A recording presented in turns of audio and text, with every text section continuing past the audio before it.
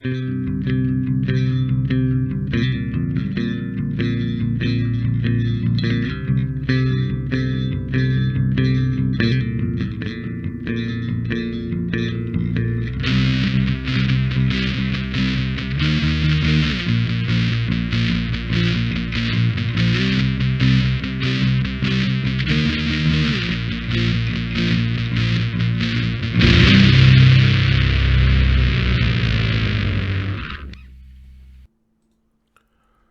there, and welcome to another exciting episode of Way of the Brush with me, your host, Kris, aka Mini Wargaming Kris, aka the Name Butcher, aka, I forgot to turn that stupid thing off. Way of the Brush, the most informative 120 minutes on the internet on the wargaming lifestyle. We'll talk about painting, terrain, conversions, and just about everything under the sun. Usually a lot of painting and a whole lot of what's under the sun. But that's okay because we usually have a couple laughs. We try and learn something, we have a couple laughs, and hopefully today, if you're joining us for the first time, that you'll have a laugh with us and maybe you'll learn something as well. Hopefully. It's not a prerequisite or anything like that, but I can see Spite You, he was first. Spite You. The Mobius, who have time to watch Way of the Brush again. Screw you, real life. Screw you, real life. Okay. GS Squared 7, I was here about an hour ago, just didn't comment. Okay. The Barfing Sheep, that's a new name. I don't think I've read that name before. Sniff those minis. Mark Hill, hiya guys, hi Kris. Home Mabado. First time before the show began, and damn. The Barfing Sheep, this is the first time watching live. Looking forward to it. Awesome. Kurt Krishon, good morning all. Good morning, Kurt. Good morning? Good. Knitfink, hello everyone. Hello, Knitfink. Lazy Monkey, I'm looking at it, not piling up and realizing I have to work tonight. After all, so sad am I. Okay. Looking at it, not piling up. I must have missed something there. Totem Lord, hi guys. Totem Lord. Eric Coin, hiya monkeys. Lazy Monkey, howdy folks. Totem Lord, has anyone got any tips on reducing the cost of a 30k army? Reducing the cost of a 30k army. That's, yeah, I mean, Barfing Sheep says eBay. Look on eBay for some deals. Trade. You can also trade minis. If you're a good painter, you can also trade your painting services for, minis. Despite you, theft, I don't know if you really want to go with that because, theft, you fall into two categories in that theft category, right? Flat out stealing stuff, which is wrong, and recasts, which is essentially theft, which is wrong. So, I can't recommend going either of those routes because really, it's wrong, right? And you don't want to go what's wrong because that's just bad karma and it'll come back and bite you in the ass anyway, right? The other one is, look for deals. Obviously, like the eBay, search out for deals. And those Betrayal at Calf box sets, if you see them on sale or if you can get a deal on one of those, that's a great way of starting 30K. And in fact, that is an army in a box. Like all those miniatures, just put them together. You got one army. Paint them all the same color, and that's an army. That's the introduction drug. That's the intro drug to 30K. That's how Forge Worlds and Games Workshop have hooked everybody into 30K now because they've made it so easy for everybody just to start off with some basic troopers and some elites, and you're in. And now everybody's hooked. Clumsy Juggler, hello everybody. Ishyab, yay, more monkey mania than with the beloved King Monkey himself, Kris B. The Barfing Sheep Grand Theft Workshop. Tolo and Gotten Afternoonen. And Gotten Afternoonen. What the hell does that mean? Gotten Afternoonen. Sabasares, hey peeps. Dark Light Taylor, hey guys and gals. Lee Weldon. Betrayal Couth Box helps, yes. And his comment moved on me as I was reading it. Yeah, help keep some of the costs down. Yeah, and I think that's really one of the best ways to try and get your hands into some 30K-ness is, Betrayal Couth. If you can get yourself a deal on any of those box sets or anything like that, I think it's best. Again, you can trade your soul. You can do that too. Prawn Ham Dance, good evening all. Duncan Aldis. Yes, here we're getting at once. Get the beginning for once. Hi all the people. Bit excited today. Much coffee. Are you excited because of the coffee, or are you excited from the coffee? Or you have coffee and you're excited? Either way.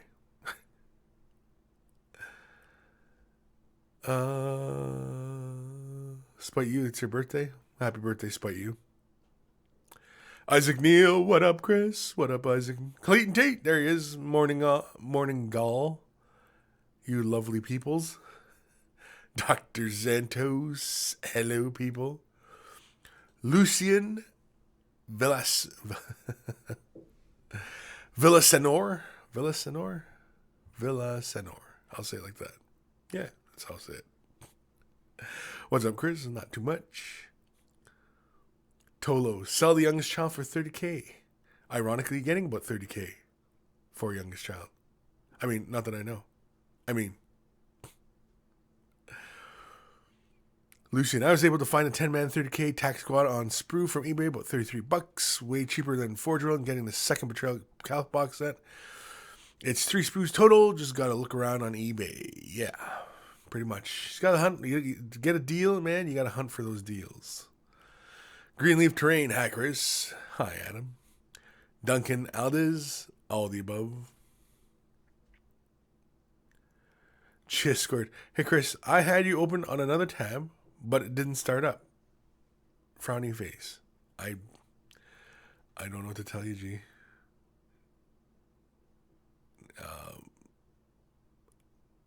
I don't know. I don't even know what browser you're using. But it doesn't matter because you must be watching now. So. Paul 0132. What's up, all? What's everyone working on? What is everyone working on? Hopefully something constructive. Hopefully everybody's putting together some miniatures. Maybe sitting back, reading a book. Who knows? Enjoying this Saturday. Nice, cool Saturday. I know for some people in the southern states, it's getting pretty darn cold. I know along the East Coast, it's pretty darn cold. So it's getting pretty cold here in North America. I don't know. I don't know about the rest of Europe or anything like that, but North America, it's getting pretty darn cold. Greenleaf. Riss, you need some crisscross music in your backgrounds. Why? Because my name's Chris. Crisscross. And it'd be wiggity wiggity whack. Paul, is that one of is that the one with all the warriors in it? Looks like a pain. Yes. I will say yes. Oh, he's talking about the Ghost Ark. Yeah, because Spite is working on Ghost Ark.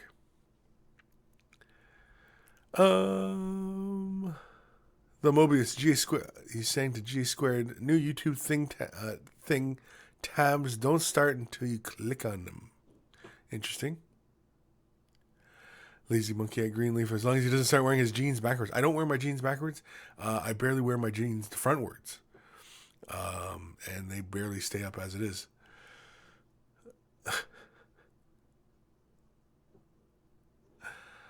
Where are we in these comments? I don't know. Yeah, the Greenleaf, that's so funny. I think what we should do is we should jump to an email because Everybody's talking, and I have no idea what everybody's talking about. This is from Kim Nelson. Hey, Kris. I hope you're doing good. This is my latest mini that I painted as a Christmas gift for my uncle. I must say I had quite a bit of fun painting this model, even though I'm not a big fan of the sculpt.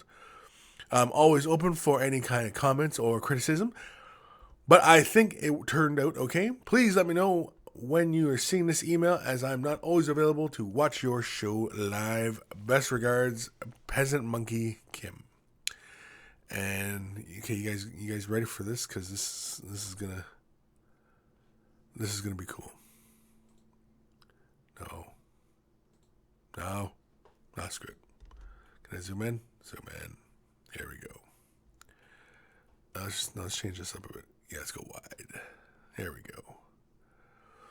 And so here is Kim's paint job of the, what the heck is this thing called? Hellbrute. And so as we can see, we got some really nice color transitions going on. It looks like it was done by airbrush and then carefully edged out, and I really like it. I like the choice colors. Nice and clean. Could have got a little bit more silver along some of those edges, just kind of, or even just use a shade wash and create a little bit of a black lighting, just to separate those edge panels like that. I like the use of the blood god around the rims of like the sores and the openness, so it looks like those exhaust pipes are kind of like busting through. It's gruesome, I know, but it's still very cool. Love the colors though. Colors are great. I think a little bit more contrast in those horns there, where they connect up to the main body. Just get a little bit darker. It's a little bit egg rexer shade. Just get a little bit more separation there. I think that's really about it, though. It's just a little bit of separation in some points. Like I said, the trim, horns. Otherwise, yeah, it's really good. The skin, I like the skin. Do we got more to this guy? Oh, yeah, we do got more to this guy. Let's go here. Oh, look at that. Oh, that's nasty. Oh, that's nasty. It looks like it hurts. Don't pick it or it won't heal. Oh my gosh. Very cool. Love the texture on this flesh though. Looks like a combination of inks and dry brushing.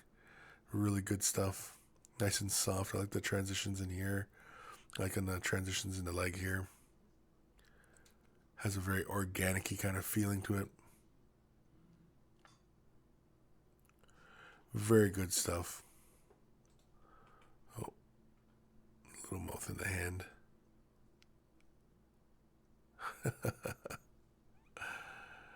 Yeah, it's very cool. I approve. I enjoy. I like. Mold lines. No biggie. It's very cool stuff. And you said it was painted for your uncle. I think your uncle will be more than pleased with the results. And of course, no matter what I'm saying, if you're a client, if you're doing this like a commissioned painter, it's entirely what your client says. If your client goes, wow, this is amazing, this was totally worth whatever I paid, then that's all that matters. Because in the end, that's all that matters is your client's opinion of the work. If your client's happy, then mission accomplished. Like little eyeballs. Gruesome. Very cool. Yep, I like. This leads me to believe that you did the flesh first and then you airbrushed the armor. That's the way that looks here. Just from some of these points here.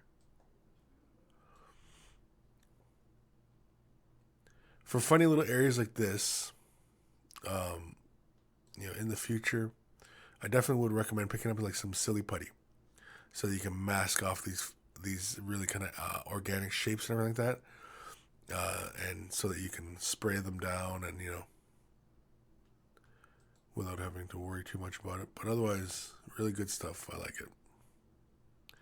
Yeah, the hand here, like this hand just kind of glows. It's got that nice brightish, going to a bright orange and this deep blue, going to a white. You know,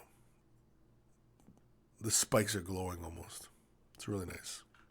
It's good stuff. Was that it? That was it.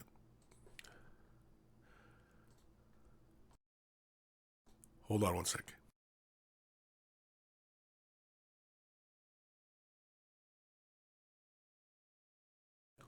Would have blew everybody's speakers off if left that. I was away from work this week. I was ill, and so I'm still in recovery mode here. That's why I might sound a little bit froggy right now. And yeah, so I might sneeze every once in a while. But that was a really good piece there, Kim. I really like that. Again, if your client was more than happy with that, which I can't imagine that they weren't, that, bravo. Although I've seen, like, in some of those sections, yeah, a little bit more separation in those armor plates and things like that. If you really want to kind of, kick those details up, a little bit further. GS squared. Kris, silly putty is a way to go for masking? Yes. Regular old silly putty. You just lay it on the miniature and just cover over, like especially like models that have like really odd shapes to them, like really organic kind of shapes. You can use silly putty, and you can use like some soft sculpting tools to kind of push the silly putty into position. And so you can use it like that. It's basically use it like clay, right? But it's very, very soft, but it will run after a while. So you have to be kind of quick about it. You can't just kind of mask it and then leave it and come back a day or two afterwards, because the silly putty will run.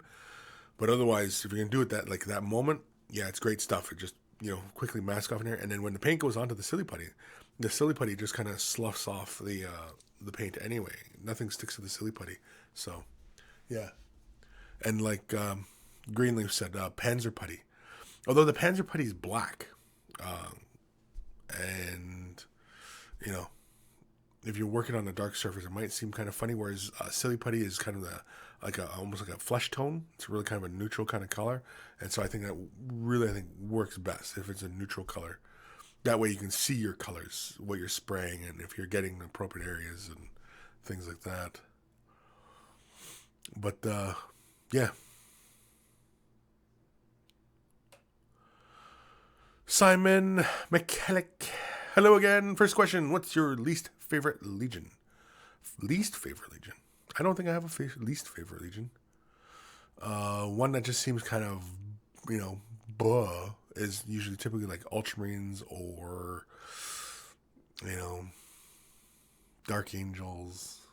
They're just kind of meh, The more exciting ones are obviously the Chaos ones, right? Because they turn to Chaos and they become all crazy and, demonic and stuff like that, right? So, yeah. GS squared froggy, as opposed to how you usually sound. Well, I usually don't sound this kind of nasally. I would assume. I don't know. Maybe I do. Maybe I just sound nasally all the time. I don't know. Braun Hamdens, if Kris sneezes on the internet, does it make a sound? Well, if I know it's coming, I'm going to mute the mic, because yeah, somebody's going to be sitting here with their speakers or their headphones on their head, and they're going to go flying off their head. I'm one of those loud sneezers. I sneeze very loud, and it usually comes. It might be like 4 times I'll sneeze in a row. And I'll just bah, bah, bah. So yeah, forewarned. Just consider yourselves forewarned.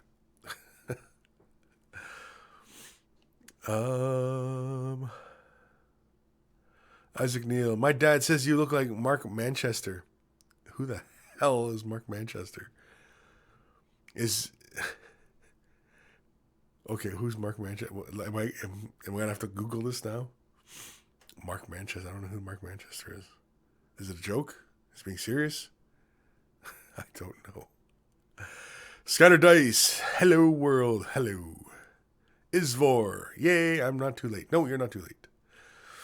Lazy Monkey. I was confused why I saw 1 gallon Elmer's glue on the Amazon, often purchased, with 1 gallon of Stufflo starch, until I looked it up and saw you can make slimy, silly putty stuff with it. Yeah, sure. I know like you make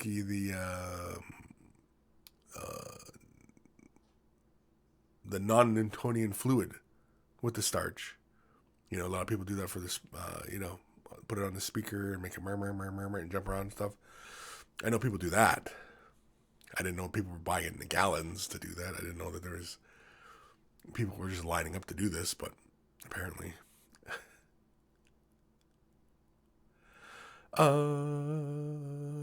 Greenleaf terrain. Panzer Putty is black, but it's a high gloss, easy to see. Yeah. Yeah, no, I mean, don't get me wrong. I mean, Panzer Putty is pretty cool. I just, you know, black. It just looks like oil. Whereas Silly Putty is kind of, looks like skin almost. It's kind of flesh colored. I don't know. Call me crazy. Isvor, hi world, hi. Ross Dealey, Hero. Lord of Midgets, do you have a good recipe for painting dirt and stone bases using Vallejo paints? I need to restock my base and colors and struggling to find good combos. Offhand, no, I don't actually have any good combos of stone and dirt.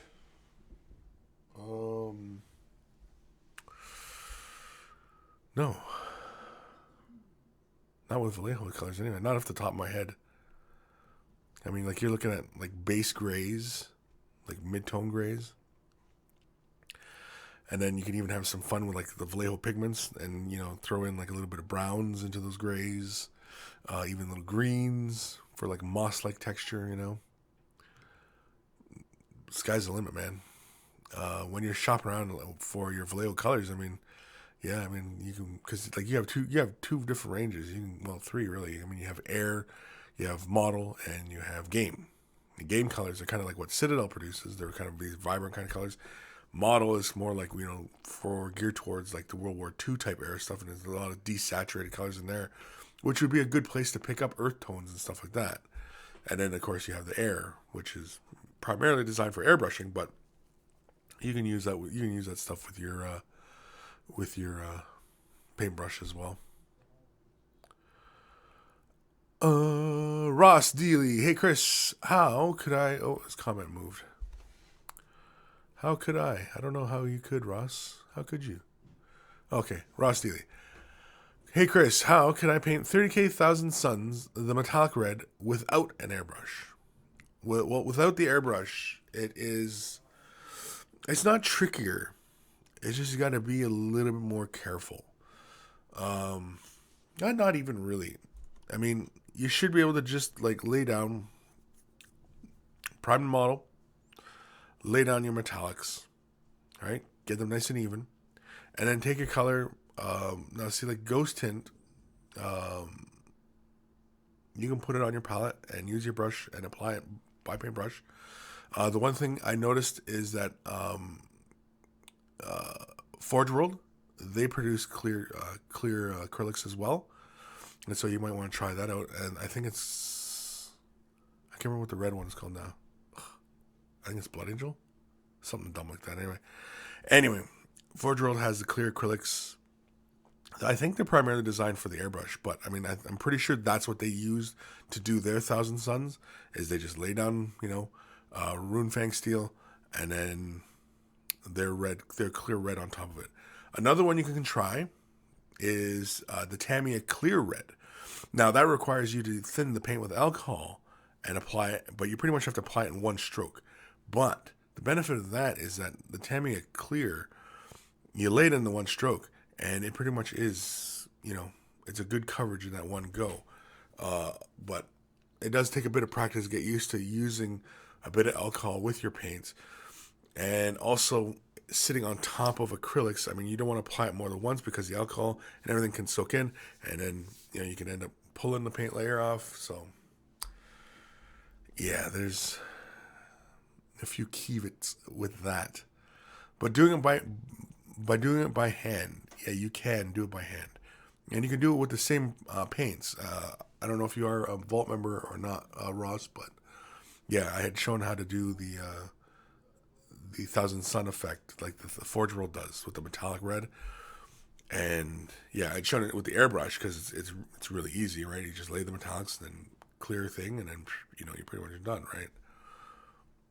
So, yeah, you can, but it's the same process. You just got to lay the colors out carefully. And Minotaur Ghost Tint will sit on top of a model surface just as well from an airbrush or with a paintbrush. You just got to be, you know, like, you know how we lay down nice smooth base coat, smooth coats on a model, you know, alternate our brush strokes between layers, and you should be fine. The Barfing Sheep, how good is GW Purity Seal Spray? Is it beneficial at all? Yeah, it works fine. Just gotta be careful. Don't overdo it, because it can puddle up onto the miniature. It can also really kind of, sometimes it fogs up the miniature, so you gotta make sure you give it a really good shake. Yeah, there's been a lot of accidents with it, but most of the time, like whenever I've ever used it, I've never had a problem with it. Knock on wood. GS scored 7, non-Newtonian. Now I didn't think I'd hear today. Despite you, I'm still doing this Ghost arc. I feel like ditching it for a Doomsday arc, because, you know, profit. Are you a commission painter, spite you? Is that what you're doing? You're a commission painter? You're painting for profit. Painting for profit. Dr. Xantos, hi crazy. I'm Dr. Xantos. Okay. The doctor's in. Greenleaf Terrain. It is all good silly putty, probably easier to acquire. Yeah. I don't know. You'd think it would be. I don't know. I keep sending these guys up to replace my silly putty because I lent it to Lee, and Lee, I don't know, somehow destroyed my silly putty. And so I can't seem to get regular silly putty these days. So I don't know. I have to try the American side, I guess.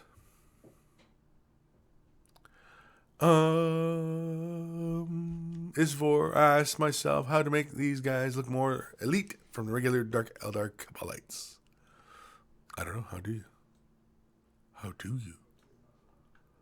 Whoa. Whoa. All the comments just come flying right in. Holy crap. Did I miss a bunch here? Well. The Mobius. Model color are amazing for muted realistic tones. Yeah. Lovely smooth paints as well. Yeah. From what I've seen, a lot of the model colors, yeah, like there's a lot of like desaturated, a lot of earth tones, and, you know, very natural looking colors. Not to say that's not a good paint line. I mean, Vallejo, I love Vallejo paints. They're great. You know, again, it's not, a lot of people get, you know, I know I've talked about this many times, but a lot of people get hung up on a particular type of paint that somebody might be using, and it's not the paint that makes, you know, a good miniature. It's the artist, it's the painter. And, you know, for you, those of you just starting out into this hobby, don't get caught up in, you know, well, he's using this paint, he's using this paint, he's using this paint. Those guys have just simply fallen into a paint line that they like, that they felt a preference to, and, you know, began to master it. And then oftentimes, when you are mastering paints and stuff like that, you often don't fall outside that line.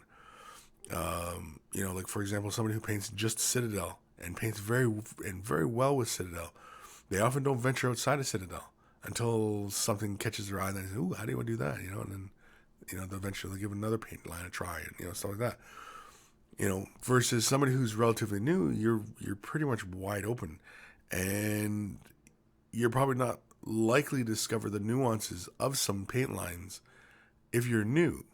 They just kind of react differently. And so when you're new, you know, you are better off sticking with some of the more common type paints like Citadel, because, you know, Citadel will always react, you know, the same way, versus going to a new paint line, which, you know, is going to act either going to be really kind of thin, you know, paint, the medium might separate easy from the pigment, and, you know, stuff like that. So things to consider. It's not always the paints, it's the painter. Oh, wrong mouse. Ross Steely, it's Angron Red. Ah, yeah, okay, it's Angron Red. I knew it was some dumb name like that. Yeah. So if you prime with lead belcher and then red, it should be okay. Signal red. I want to say yes, but yeah. I mean, it is really that simple. It's spraying that metal down, let that metal dry, and then come in with the clear pigment. Now, signal red. Which color is signal red? Because if it's opaque in any fashion, then it's not going to work. The paint has to be perfectly clear, like water. Okay, the color has to be perfectly clear, and that Forge World Angron red is it's a clear paint. When we're talking the Minitaires, the Ghost Tints, those are perfectly clear paints. So it has to be a clear paint for it to sit on top of that metal and give you that metal shine with that color.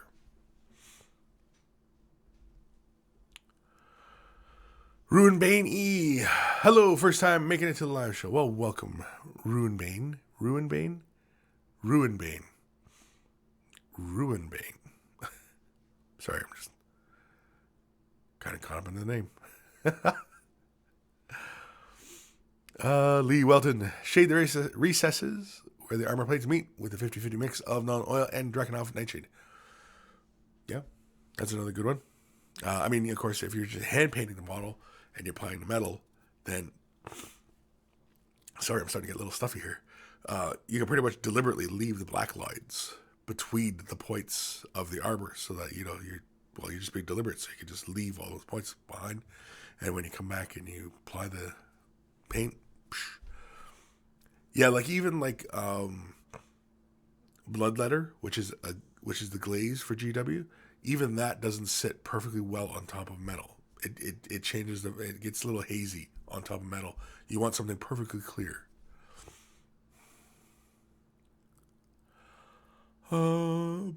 Excuse me. Dr. Santos, the name Butcher strikes again. Why? What did I say wrong this time? Did I say something wrong? I must have said something wrong. Rablo, there he is, Rablo. Kris, got a whole bunch of emails for you after I finish my exams. Awesome. Speaking of which, let's do Prawn Ham Dance. Kris, can you give us your best Bane impression? Not right now because I'm stuffy. I was going to, but I'm all stuffy. No, I can't do it. I can always do it if I've just watched it. Like if I hear it right away, I can do it. But if it's been a while since I watched it, it's kind of hard to get back into it. I got to play with the voice for a while, and I haven't done it in a while, so I'll just embarrass myself trying to. This is email from Vil, Stargate inspired Bretonia. Greetings. Here are work in progress pictures I talked about. They're made from the Age of Sigmar starting box HQ and 2 of the minis that came with the White Dwarf magazine. Heads are from Puppet War. Might play them as Bretonian Warband in Mordheim or not, but I've enjoyed painting them so far. Not much else to say about them. Peace out, Dr. Xantos. So, Doc, here are Doc's. Too far. Oh, screw it. Let's go back. Here are Dr. Xantos' Stargate-inspired Age of Sigmar duders. And but you just say, Mr. Wayne. And you think that gives you power over me? I can't.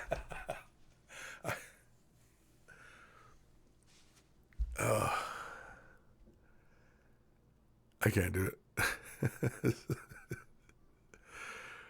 Anyway, I had Kris do the Emperor. How the hell do you do the Emperor? Like, where is the recording of the Emperor's voice? Give me a break, people. Okay, so Dr. Xantos' models. I can see he's got the little bird heady on the thing. Looks very, very cool.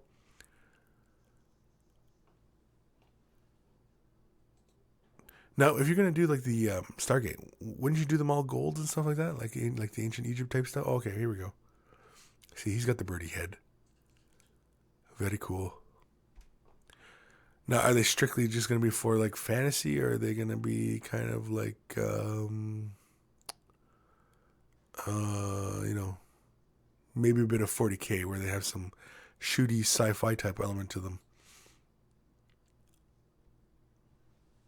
Either way, very cool. And those helmets are from Papa. Was that it? Oh, that was it. Oh, I want to get a closer look at this helmet here. Closer. Closer. Now, see, I'm curious now. Now I might have to go to Papa War and pick up a set of these helmets because I like them. But all in all, very cool. Thank you, Dr. Xantos. Oh, we're coming up with the show's name already? Way of the Brush, Snot and Guts, Bane's Blade, Bane's Blade, Bane's Bane, Bane's Bane.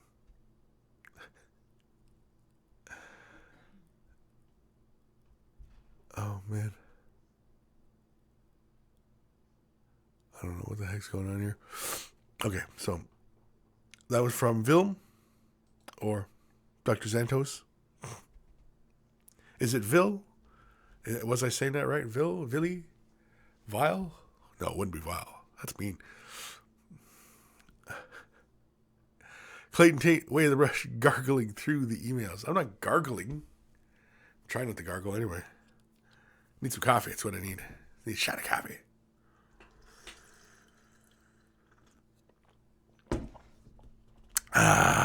There we go. Prawn Hamnance. If the Emperor had a text to speech device on YouTube, is an example of how he might sound. Okay. Way of the Brush, episode 104, Stuffy Old Kris. Bane of the Nose. Dr. Xantos, they're still somewhat work in progress, but mostly using them in Bornheim. Having them in 40K, I need more models and heads and conversions. Yeah, I suppose.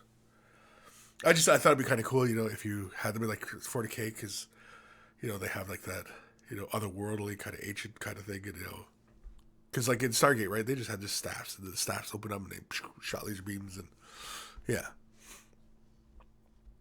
Clayton Tate, coffee is like dakka, never enough. I cannot agree with that. And in fact, that almost sounds like the title of the show. Coffee is like dakka, never enough. That sounds like a movie, actually. No, it sounds like the episode. This, you know what? That sounds like that's a good quote, Clayton. I don't even know. Did you just make that up, Clayton? Because that's a damn good quote. And I kid you not, I'm making that the show's title right there.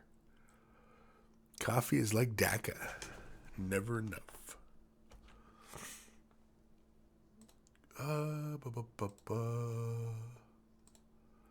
Sorry, I'm just putting it in right now. Anybody who's wondering, what is he doing? What is he doing? There we go. Coffee is like dakka. It almost sounds like lyrics to a song almost. Coffee is like dakka. Lazy Monkey, sniffing minis made Kris sick. No, you know what this is? Like because like I rarely ever get sick. Rarely. And I'm usually because I'm quite deliberate that I wash my hands all the time and I don't touch my face, and you know, I mean, like, I don't put foreign things around, and you know, I mean, like, I'm not that I'm a germaphobe, but somewhere close to there, I suppose. And I'm rarely ever sick. But I went to the tournament last weekend, and of course, you know, shaking everybody's hands. Hey, how you going? You know, oh, good game. You know, whatever, right? And you know, meeting and you know, talking with a bunch of people. And of course, yeah, everybody's in close proximity. And of course, you know, I was sweating because my brain is just like, I was just, what do I do next? And you know, where do I go? And then of course it was really freaking cold out that day, and so I put my sweater back on. And all I had was my hoodie, and I go out and, you know, take a break, and the cold gusts of air, and yeah, so yeah, I think I'll blame that. I blame the tournament for making me sick.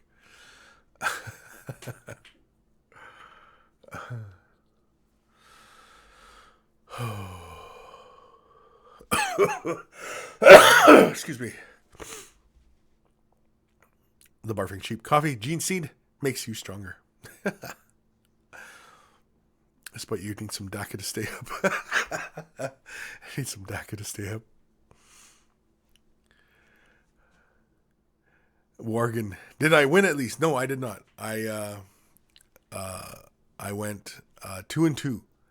I won my first 2 games and then lost my third and fourth game. My final game was against Mini Wargaming Steve. He was playing the Necrons, and he just kicked my butt, and I hate Necrons. My first game was against Dark Angel player. He was really, really good. He just didn't have any luck against, because I brought flyer spam. Yeah, I know, really, really cheesy, right? Basically, what my list was my autark, jet bikes, and a lynx under the new rules. And then I took the Hemlock, 3 Nightwings as a squadron, and 3 Phoenix Bombers as a squadron. And that was for 1850. And so basically the plan is to hold out first turn, and then let the flyers come in and save the day, kind of thing, right? And first game, the scenario offered extra points for destroying vehicles, and my opponent had brought a bunch of Razorbacks. He had I think 8 or 9 Razorbacks, so it was going to be a whole bunch of bonus points, right? And then versus myself, where I had a fairly sturdy tank. The rest of my stuff was flyers. He was not equipped to deal with flyers, and so basically it was just whittling him down, and then and eventually just kind of outpointed him at that point. But he was a good guy, and he wasn't. He didn't seem all butthurt, when a bunch of flyers came onto the table, so bravo to him. Second game was against Tau, and similar thing, grabbed as much cover as I could, hid. Basically, it was just the jet bikes and the lynx on the table, and he played Tau.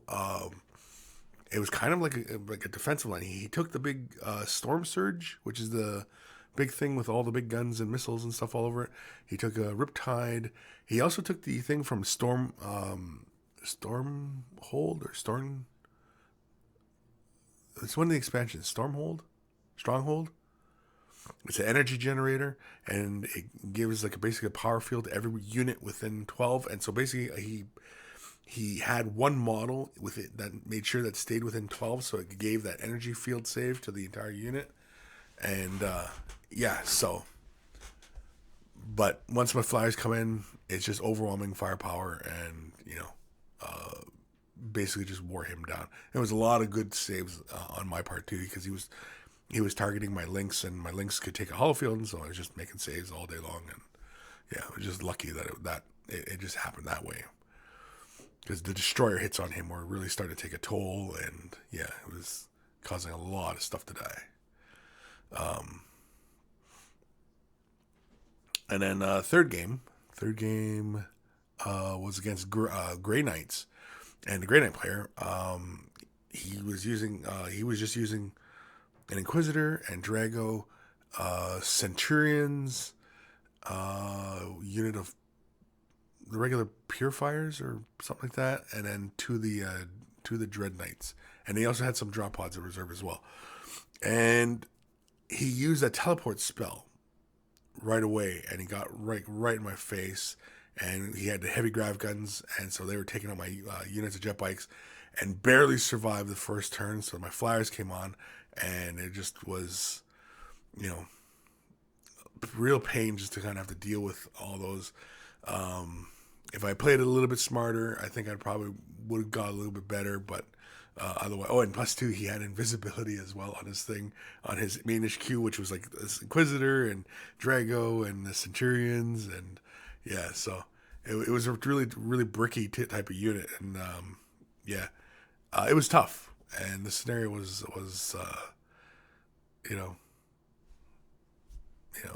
kind of wonky, not wonky, but it basically was, I could fly all my stuff off the table and score a bunch of points, but would I have tabled myself and lost? You know what I mean? So like it was like, well, which is it, right? And so yeah. And then of course my fourth game was against Mini War Game Steve, and yeah, that was just such a pain dealing with Necrons. Ishiab. Yeah, but Kris, did you have fun? Oh, I had tons of fun. That's the point of our gaming world, isn't it? I think you did, even if you had gotten a head cold from it, but at least you walked away with a souvenir. Yeah. No. I had a total blast all day long. Had fun, and all the people there were really great. Everybody was great sportsmen.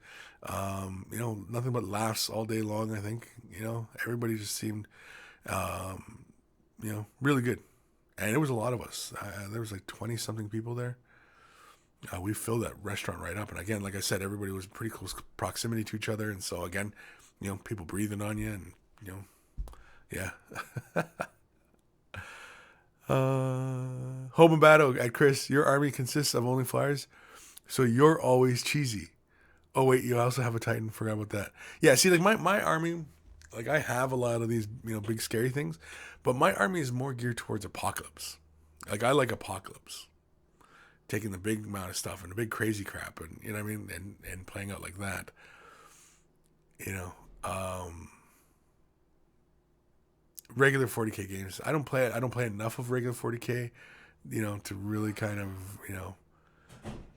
I mean, I might take, the links and stuff like that in more games of regular 40K and stuff like that, but otherwise, yeah. Despite you, it was an 1850 match. Yeah, yeah. They were all the games were 1850.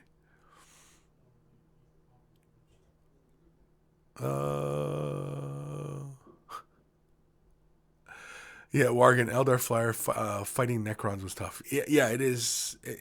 What it is that like back in the day, Necrons, and me and Steve were just talking about this today. Necrons is there's like they have a four better against everything, whereas back in the day when they had that four better and they introduced that four better, right? They didn't have it against anything that was double their toughness. They didn't have anything that was AP2. They didn't have it against power weapons. If you were within a certain proximity of them, like an inch, I believe it was, they couldn't get their reroll. If everybody of the same unit was destroyed, they didn't get the reroll. You know what I mean? So there was all these conditions in which you could stop them from getting that reroll and making sure that they were off the table. But now they can get it for anything, and it's like, well, come on, I mean, like, where's the sense? Where's the sense? And now, mind you, and that was back when they had very few unit choices, right? So there was very little, very little flavor as to how many different kind of combinations of army compositions you were going to have because, they didn't really have the models at the time. But now there's so many different kind of units for them that, they don't need a generic thing like that to tie them together. They have varying units of varying strengths that they can make up different kind of armies for them now. I think in 40K they should get rid of Feel No Pain. Essentially, that's what that reroll is, and that's when that rule got introduced into 40K. Was with the Necrons, the Will Be Back rule, and essentially it became Feel No Pain. Right? I hate Feel No Pain, mainly because Eldar don't have access to it. That's probably why I hate Feel No Pain. Is because Eldar have no Feel No Pain in their army. Dark Eldar get it sometimes. Harlequins get it. I think Harlequins get it. But Eldar, only the Phoenix Lord gets Feel No Pain. Otherwise, Eldar have no Feel No Pain across the board. And everybody else gets Feel No Pain, and it's a pain in the ass. But I think that's why the concession is that Eldar get all the Destroyer. So, no Feel No Pain, get all the Destroyer. I don't know. I think they should just get rid of Feel No Pain out of the game. Having all these different ways, it's kind of like fantasy where you have, you rolled a hit, you rolled a wound, and then a guy gets an armor save, and then he gets a Feel No Pain save, and then he can take a ward save, and then I mean, like there's all these different ways somebody can save, and 40K is the same way. Like you either get your armor save, either you save against the hit, or you don't, right? That's why I like War Machine. Because War Machine is you roll, and then you roll the wound, and then that's it, right? You roll the hit, and you roll for damage. And that's it. Of course, tough is kind of like feel no pain, and it's like a save against the damage. And a lot of people will argue back and forth whether tough should be in the game either, but I don't know. Either way, I kind of like I like the simpler mechanic, especially if you're going to have a tactics kind of game, like chess, right? Chess is move and take out a piece. There's no saves. There's no, was there line of sight or anything like that. Chess is you take this piece, you move it here, it's destroyed this piece. End of story. Your move, right? And that's a good tactics game. I make my move and I succeed. You make your move, you succeed. And only through our successive successes do we determine who the winner is. And that's the way it should be. That's a good, tournament type game. Competitive like game. Anyway. Where was I? I don't even know where the hell we are. Oh, man. From coughing for like 3 days straight, my belly hurts. Oh, my belly hurts. Feels like I got like a hernia or something. This should be Way with the Rush, episode 104. Kris just bitches about everything. Oh, my belly. Let's do an email. This is from Kurt Kershon. Hey, Kris, you asked for pictures of the Norsgaard minis. Excuse the messy desk. I took the pics with my phone, so hopefully they're all right. And I just started them, so nothing is painted yet. And so you might remember a few episodes back there, he was talking about his models. And so here are a picture of his Norsgaard is what it was. And of course, he's got a good messy desk. Very cool.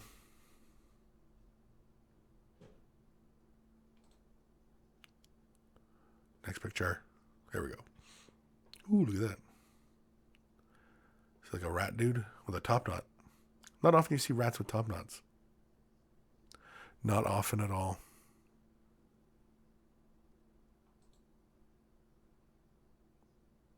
I like your wash cup too. If you ever find another wash cup like that, send it to me. I like that wash cup. Might not be a wash cup, might be a drinking cup for all I know. I like these models though. These are very cool. These little wolf dudes. They're chasing down these little dwarf dudes. No, run, dwarf dudes. I don't know why they're always dudes, but anyway. Thank you, Kurt, for sending that in. Very cool. Yeah, I remember last week's show, or a week previous show, we were talking about the minis, the Norsgaard minis or something. I can't remember what it was, but I was like, what? Yeah. And I said, send the pictures. So he sent me the pictures. And so there we are. Where are we in the comments? Lazy Monkey Kris, I'm liking Kings of War for that simplicity in the combat rules. Attack, damage, nerve, morale. Check, done. Right, there's no armor saves in Kings of War? Interesting. Clayton Teat, I've thrown out a rib, a shoulder, and those damn head colds. Yeah, just from coughing too much. Oh, man. Prawn ham dance. Kris gets messiantric adentis? What's that? I don't know what that is. You're throwing some medical medical mumbo jumbo at me. I don't know what that means. Kurt Kershon, yeah, that was just the mini packs. Picks, you just have to see them. The Norsgaard, yeah. Spite you away the Rush 104. Kris is bitchin'. Homobato, Kris. Need to buy some more gods. Paint them like they just came out of Turvagon. Okay. Well, really, I guess it's okay. Like, what do you imagine they look like when they're inside, the belly of the Turvagon, right? Are they like? Is it like humans, where we're covered in like this mucusy, bloody kind of material, and then they have their color scheme. So if they're say like Leviathan, where they have the white and the purple, right? Is it white and purple? Anyway, so you'd apply that on top of that. Looks kind of messy. Or would you imagine it's more like from Aliens? The queen, where the little eggs are inside the sack, and it's just like this kind of yellowy liquid, and they just kind of spill out, and they just have this goop on them. I think that would be more consistent. I think. And I think you can essentially cover that with just oh, you know what would actually be pretty good? The technical, GW technical, Nurgle's rot, because it's yellowy, and it's kind of it's somewhat clear in some points, but otherwise it's got like this kind of mucusy kind of look to it, and that actually would look pretty cool, especially if you had it kind of stringy on some of those areas. But otherwise, yeah, I don't know if you'd have everybody look like they just kind of busted out. I mean, you'd have some people who look pretty dry, and I imagine Tervagons would want to dry themselves off pretty fast and then, carry on, right? Because like a baby deer, or a horse, they come plopping out. They're gooey for a minute, then they shake themselves off and they're fine. So they don't stay gooey too long.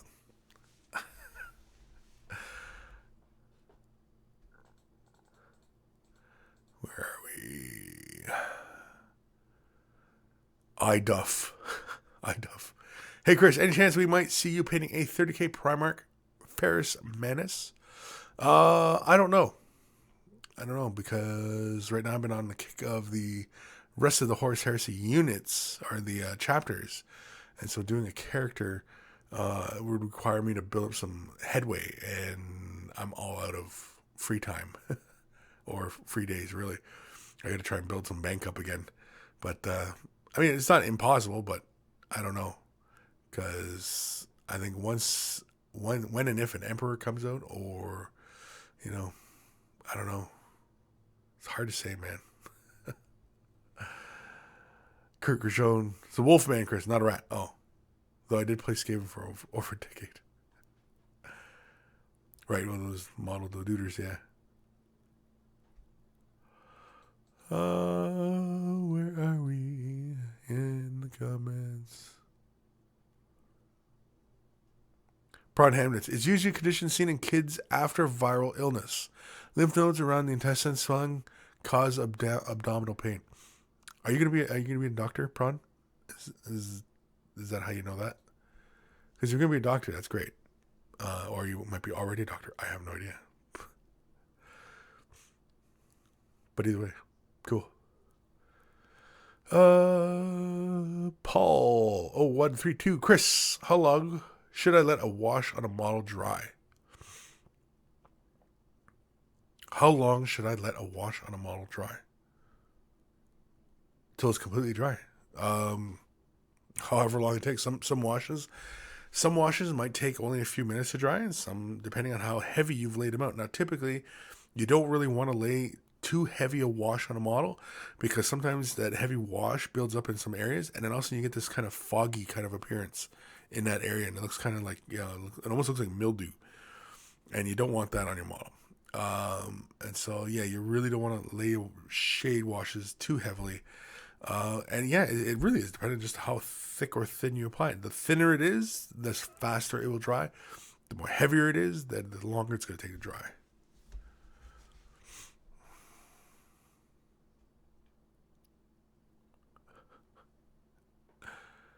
Home battle. Kris already did that already.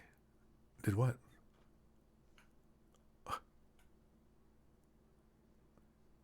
I don't know what we're talking about. I'm lost. Alex Bello at Kris.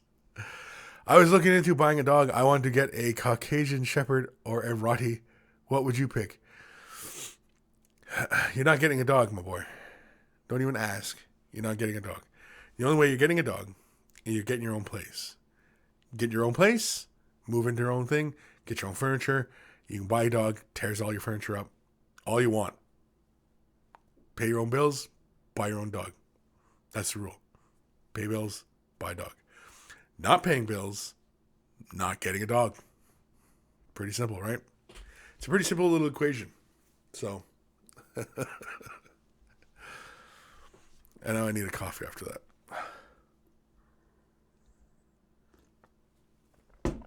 Caucasian Shepherd. Are you kidding me? Roddy. Sound like you're on drugs. Are you on drugs? Where are we? Floors rotert. Gooey until shaken. Prawn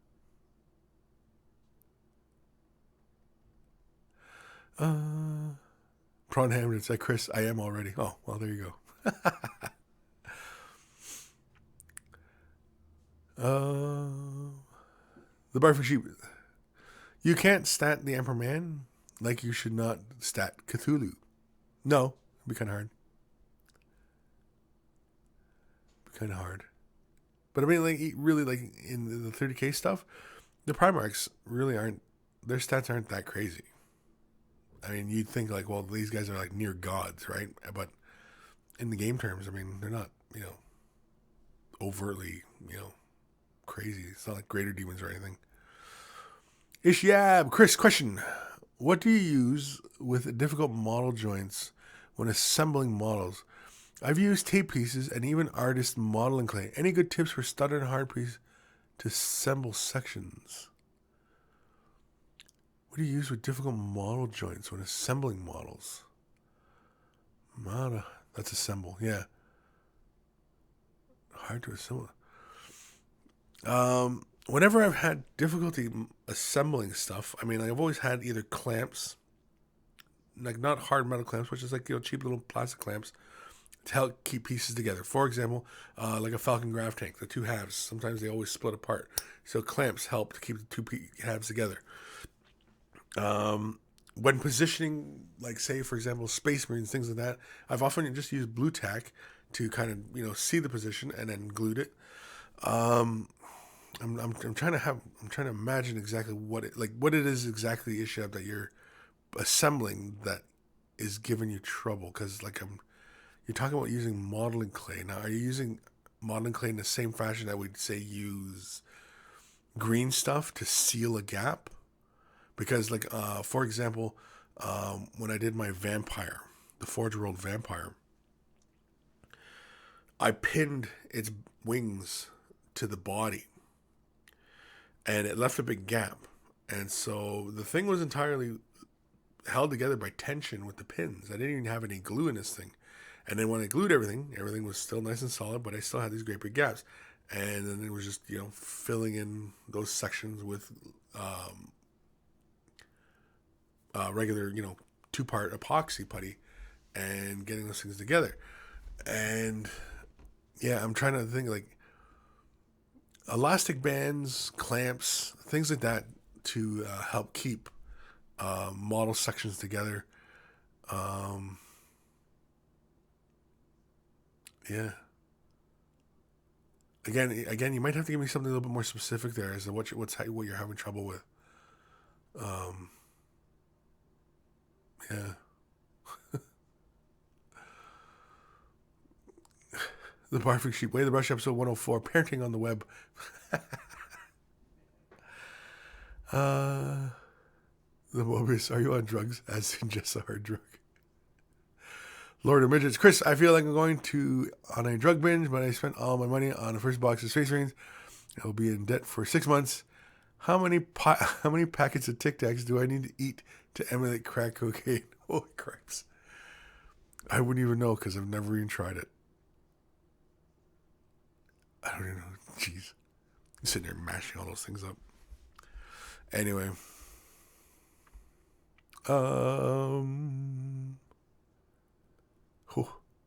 Lazy monkey at midgets. You need to snort 2 dozen pixie sticks and chase them down with a quart of espresso. Holy man, you'll be bouncing off the walls. You'll be fluttering so fast you could probably see time. Lord of Midgets. I'm here purely to make Kris say weird stuff on the stream while going, la la la, I can't hear you every time 40k is brought up. Nicholas Allen at Kris, I often find that painting infantry to be a bore. Any tips on powering through large amounts of infantry? Don't have a whole bunch of them in front of you. Have like manageable sizes, 5, 10 in front of you, right?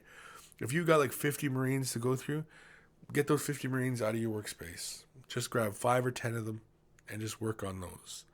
Work through them till they're done, then put them aside and grab another pile. One thing that I used to do when I had to kind of truck through like armies like that was I'd do a squad and then I'd do a character. Then I'd do a squad, then I'd do a vehicle. Then I'd do a squad and then I'd do another character, you know? And I'd go about it like that way, just so kind of trying to break up the monotony and kind of getting them all done. But otherwise, yeah, it's kind of just an exercise in just sitting there and just powering through, man. It's not fun, but you gotta try and make it fun. The Mobius, crack cocaine is okay, but I find it very Moorish. Ishia, follow up. War Machine Denegra, the spikes in Kris. No, I used the clay only temporarily until the glue held it. Yeah, when you're talking about little spikes like that, yeah, that's kind of a pain. Typically, you want to have the right glue when you're glue. And I don't know if that model is a resin or metal. But in any case, you want to be using super glue if it's a resin or metal. Okay, you always want to be using super glue. Even Privateer presses supposed plastic kits, other than maybe the styrene ones, but the old school kind of look like they're done from mold and stuff. They're more like a polyethylene, I think it is. Anyway, plastic glue doesn't work on it. Is what the point I'm trying to make here. And super glue, you want to be using super glue on those kind of kits. And I found that when you have like those tiny little spikes on models, you have the little spikes, often score with your X-Acto blade or whatever, and score the point where the two contact points are, and then just a little bit of glue. Now, it also depends on what kind of super glue you have, because some super glue is really thin, and so you have to use very, very little, and some of the super glues are very thick. And so, yeah, again, you don't want to use much either, but it does take a little while for it to dry. And so it is a bit of a cautionary to what kind of super glue you are using. If you're using the thin stuff, yeah, it can dry very, very quickly. Another thing is getting yourself the activator as well, the spray activator. What is that stuff? Yeah, it's just, for activator for spraying on the super glue. Super handy stuff. Never leave home without it.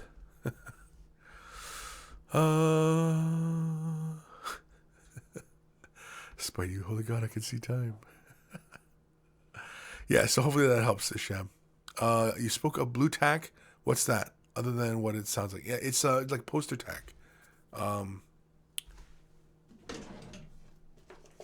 This stuff. Yoo-hoo. Yoo-hoo makes it. It's a poster tack. It's good for sticking up posters on the wall and things like that. It's like an adhesive little putty that doesn't dry, and it stays sticky very, very, very, very long time. Again, a Yoo-hoo product, and again, I should be endorsed by Yoo-hoo. I got to talk to those guys. I should get endorsed by Yoo-hoo. I think that's how you pronounce that company name, right? Yoo-hoo. Anyway, I use the glue all the time. I use their blue tack all the time. Anyway, Ishab, I'm talking about the arms and legs, and sometimes overly heavy to hold too quickly before the epoxy or super glue can dry, that sort of stuff. Yeah, you also may need to start getting used to the idea of maybe you have to pin some stuff, where you can take like a paper clip, get the drill bit the right size as that same thickness as a safety pin or paper clip, whatever it is, and drill into the sockets where the model parts are going to join. Usually only one pin's required, and then you super glue and it'll join. And that pin also gives a lot of extra strength as well, especially on some models where they they're on a funny pose. If you can imagine, like they're like leaping off one foot and one leg is up in the air, and that back hip has got to be glued to the model, and all that weight is sitting, off center. And so, yeah, you do have to pin those things. So, just something to consider that, in our repertoire of assembly techniques, pinning, you might have to start pinning your models as well as scoring the parts as well. Definitely always recommend scoring the parts.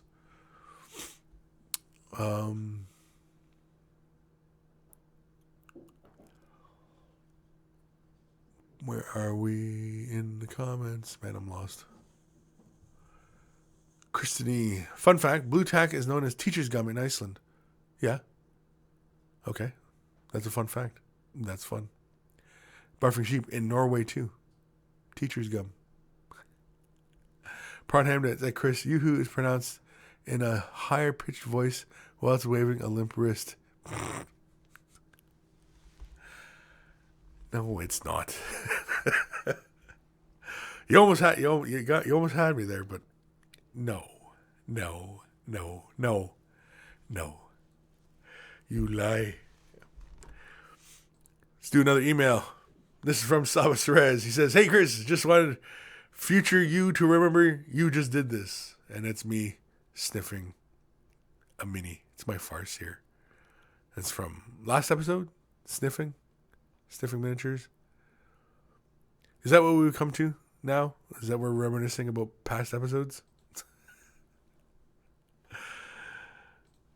No, we're not going to do that. Come on. Here we go. Damn thing's not cooperating with me. Oh my God. Lord of Bridges, it's not always necessary to mock Kris. It's why we're all here. That's not very nice. Hey, here's a question. Here's a question for everybody who's tuning in or maybe watching later on. Who all is going to Adepticon? Who all is going to Adepticon? Because this guy will be there. So I'm going to be going with Jay and Owen. So, yeah, that's going to happen. Just a quick question. Just wondering who's going. Maybe we'll have to meet up, shake hands. Of course, I'll probably have a latex glove on because I'll probably end up sick at that convention too. I bet you that's what will happen. I'll go to the convention and I'll get sick again. I'll have to go around like a big oxygen mask or something. Like one of those Mr. Freeze like helmets or something. Like one of those biosuits.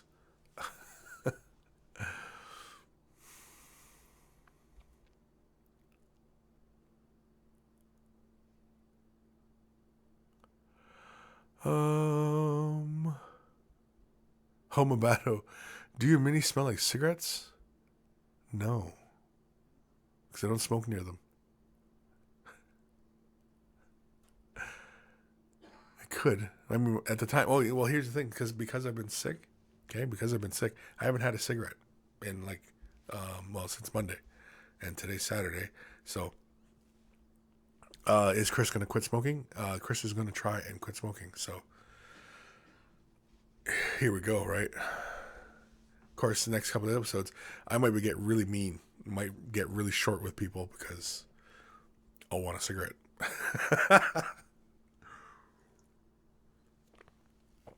At least that's the excuse I'm going to use. Just for being a dick. Home and Battle, sorry, North America is too far for me. Well, that's okay.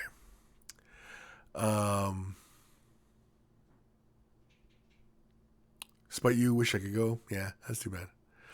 Lord of Midgets, $5 to anyone who spikes Kris a drink and shaves his eyebrow, half his mustache. Tolo, live show at Adepticon. I don't know what kind of Wi-Fi they have there, Tolo. I don't think so, though. I recently seen a device that would have been great for that, too, doing a live show from there. Prawn ham dance, a Bane mask. Yeah, I should get a Bane mask. Just get a Bane mask. Just have one of those things. This little crab on my face.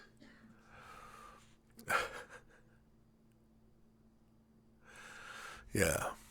Lord mentioned people always get sick at conventions. You're mixing people from many different regions who don't have a germ adaptation to all of them and end up with lung. What is that word? I'm not even going to say that word. That's not even, that's a word. That's not even a word. Excuse me. You're having me on. That's not even a word.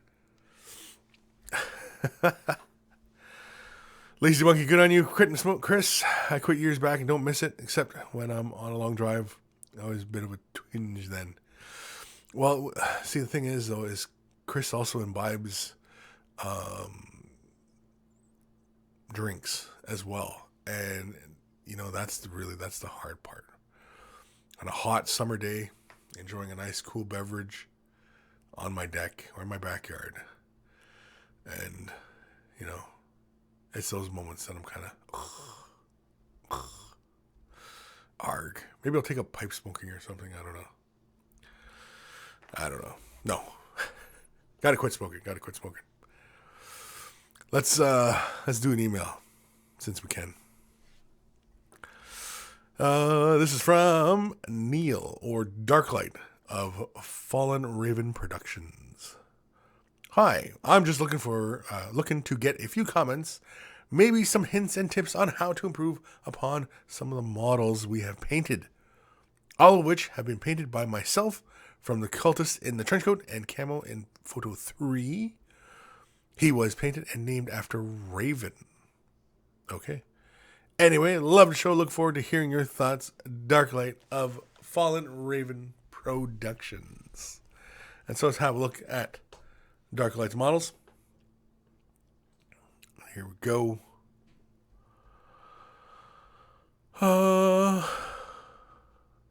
Not bad. It looks pretty clean for the most part. Looks like you're mostly just concerning yourselves with just the base coating. Although here I can't tell because of the light if like the gold is on that trim of the coat or if that's like brush strokes where you come up and you hit that area. In which case it tends to look kind of messy, so you might be careful of that. But like here, you got like all your areas separated, Everything's fairly clean.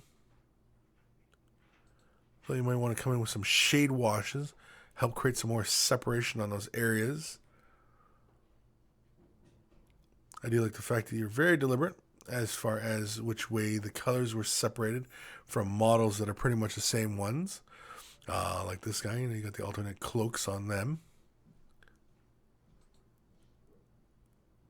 Oh, I see you got camo pattern pants. Very cool. Oh, Darklight's here. Okay. Yeah, it's the trim. Okay. Yeah, so I like that you guys are keeping it pretty neat. Don't be afraid to start venturing into using shade wash and stuff like that to help create some shadows. If you're also not used to using a lot of shade washes, you can also use the darker colors themselves. So say, for example, red. Okay, and so let's pretend this is Evil Sun Scarlet or Mephiston Red, whichever it is. You can start off, say, with a color like Rhinox Hide, which is this really dark browny, reddish brown kind of dark color. And you can base it in that and then give it a light highlighting in this red.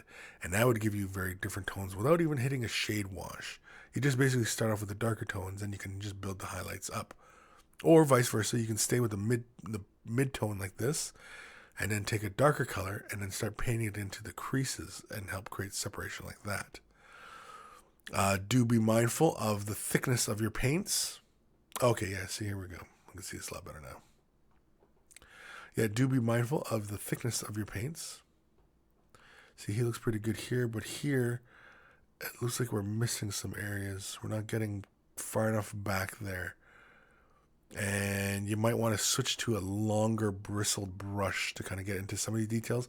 I know because some of the details, it's kind of hard to get to. It's kind of hard to see them.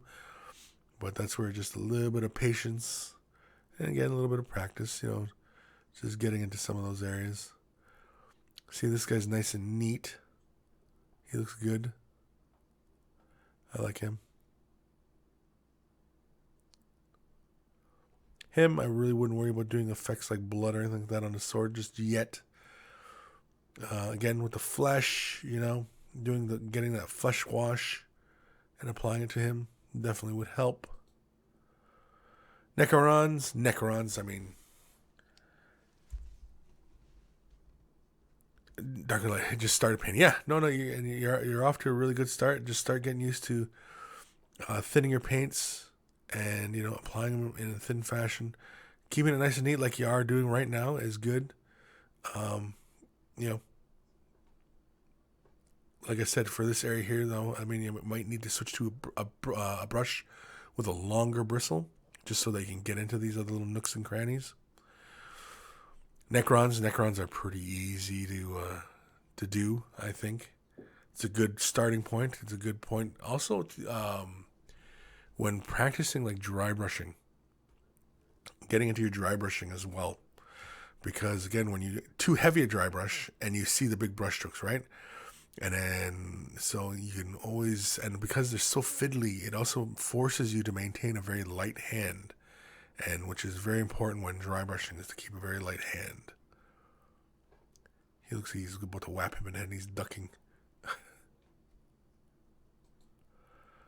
But nice and neat.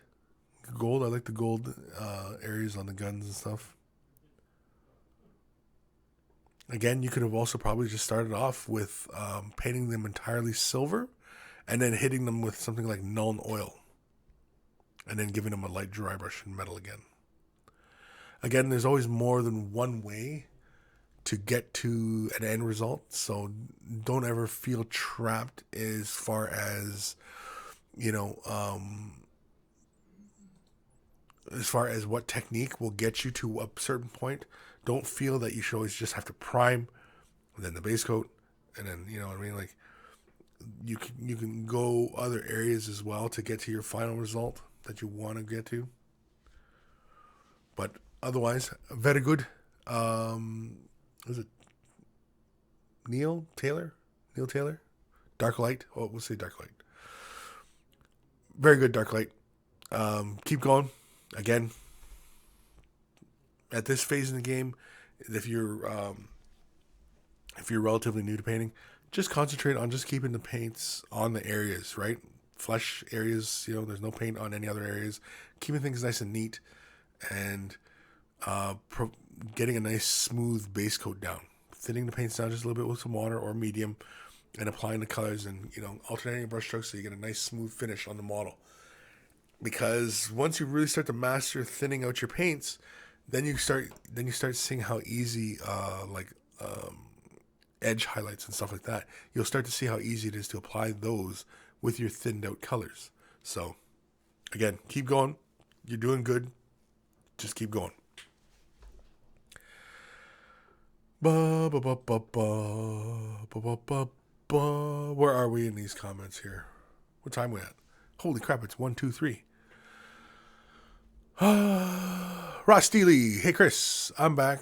But what was the answer to my question? Is there a Vallejo brush equivalent to Signal Red? I don't know. Is there a Vallejo brush paint equivalent to Signal Red? I don't even know which one's Signal Red. I have no idea, dude. Because, like I said, like we were talking about, like with the Signal Red's not the Minotaur. Because Ross, you were talking about the 30K 1,000 Suns, and to get that effect, you need a clear paint, and I named off 3 essentially. I named off the Forge World, which is the Angron Red or whatever, because I'm pretty sure that one is a clear red. You have Minotaur, their Ghost Tint, Fresh Blood, I think it's called Fresh Blood. That's the red, and that's the red I used in the video example on Mini Wargaming. And then you also have Tamiya, clear red, and the paint has to be a clear color. It can't be transparent, can't be translucent. It's got to be clear, otherwise the effect won't work.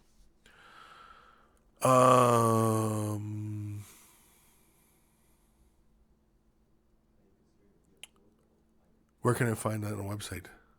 Signal Red? Yeah, what range is Signal Red? Signal Red is Vallejo's red metallic. Oh, it's a red metallic. It comes out metallic red from the bottom. Oh, I've never tried that one. I have one from Scale 75. It's more of a light rose color, but I've rarely ever used it for anything. Yeah, because notoriously getting red metallics, it just didn't work.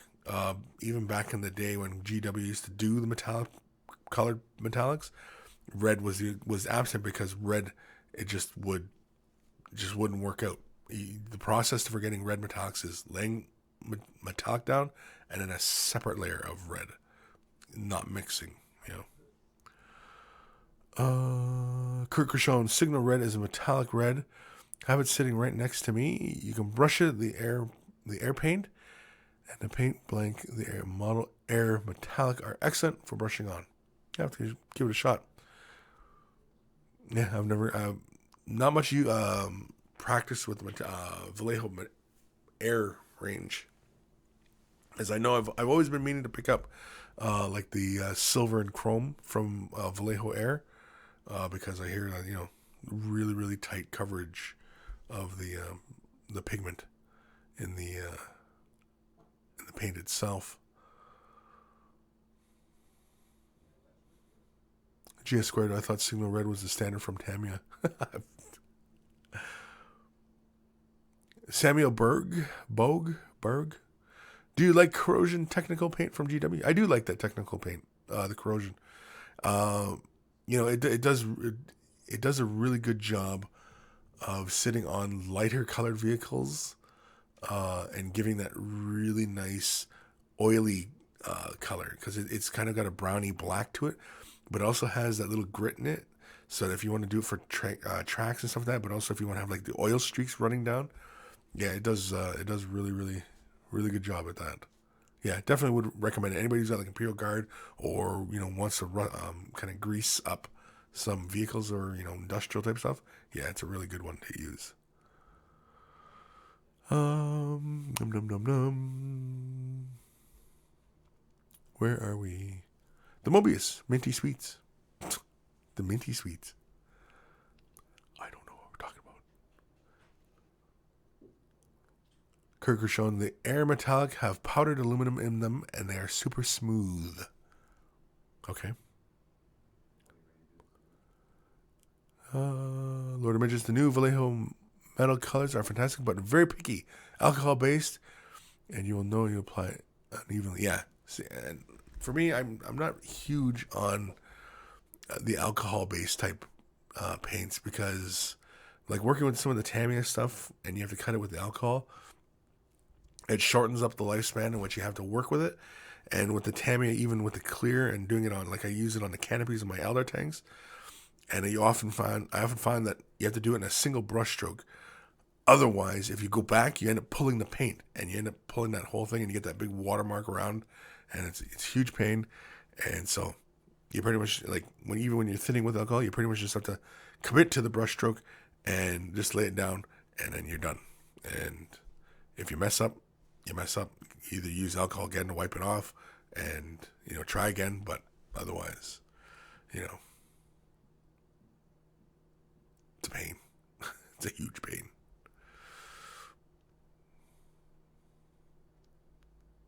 Proud evidence. That's why drug company reps can't buy me nice things. Too easily impressed with food. Okay. Samuel, I use it on my Space Wolf tanks. Yeah, the Space Wolf tank's perfect because the mid-tone, right? It's if you get into any of the kind of really darker colored tanks that you really don't see the streaks and stuff. So it's kind of a bit of a waste.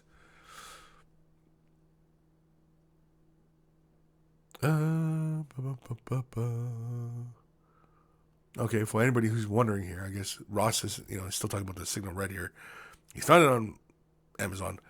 Lord of Midge is saying it's Model Air 070 Turn Signal Red. It's a metallic. And so that's the Signal Red we're talking about here. It's a metallic red. Oh, my bad. Oh, Kris, how cold is it there? Here in the Netherlands, it is around 8 degrees Celsius. Today, it's not too bad. But I do believe we are somewhere around 0, I think, Celsius. Like I said, it's not too cold. Yesterday was pretty cold, but usually it's the wind.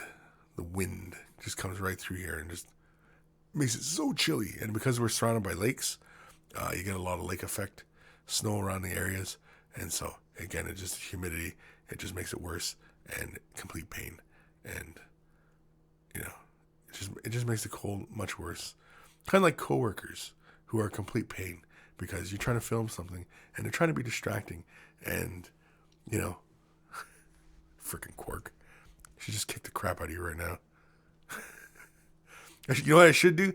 Is I should drag you around on the camera right now and just kick your ass.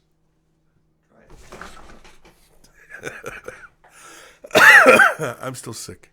I'll do it next week. Looking forward to it. Yeah, give you a good paddling. I have to get my cricket paddle.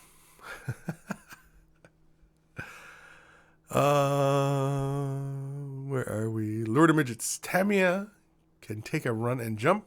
Can't stand it. How's the new Scale 75 line, or whatever it is? I bought a red, but haven't tried it yet. Scale 75, I like it. They're comparable to Vallejo. It's a thin body paint.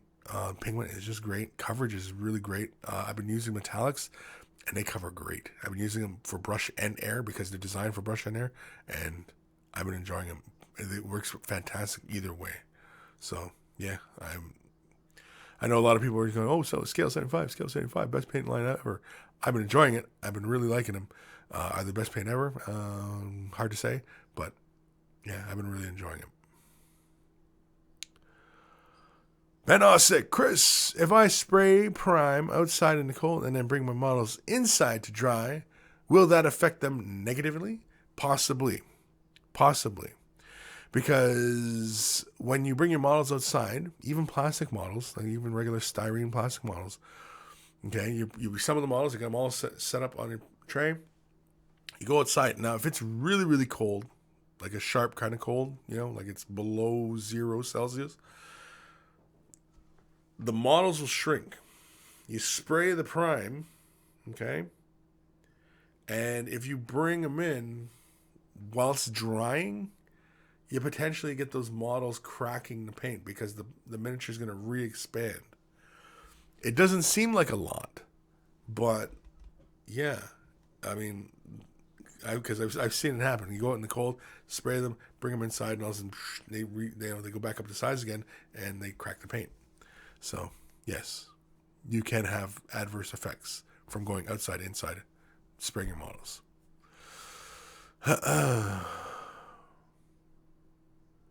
Lord of Midgets, I just picked up some AK Interactive washes since they're enamel based. I've been giving my models a gloss varnish by applying it. Would gloss or varnish be better? Well, you should always be glossing.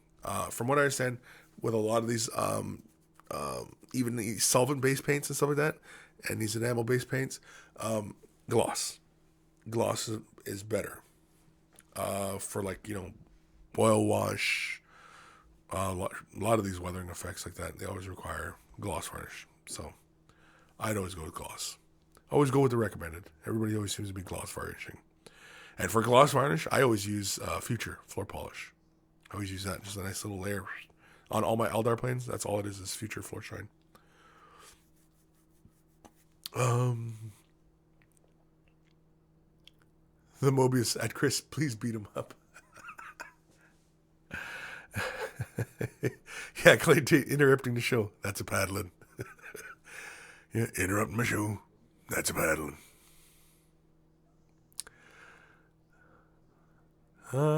Floris Rotert. Floris Rotert. I've been trying out Mr. Hobby Metallics. They dry really fast, so gotta work fast, but the coverage is awesome. Interesting. Are they they're like a hobby paint, but they're probably like an alcohol base, right? Which means that they're probably more like Vallejo's big jarred, which they cover great, but you gotta work with them fast. Lord of Midgets, gloss or satin? I cannot words. Gloss. Bjorn's throwing some Bjornish words at me. I don't know what's going on here. I don't know. I don't know what language that is. It's. I have no idea. It's Dutch? I don't know. I have no idea. Friendly Dan. Kris, have you used any of the new Warcolor metallics yet? Warcolor metallics. No. What are the Warcolor metallics? Who produces those? Warcolor metallics. Point me to them and I will have a look at them. Send me a link. Kris@miniwargaming.com. Send me a link. I'll have a look. And yeah, I'll see what's what. What's up. What's where. The buffering sheep. Could you make cracked bases that way? Bring them outside based in fiery paints beforehand and spray them back in? In theory, you could, but it's the plastic itself that's expanding, not the paint.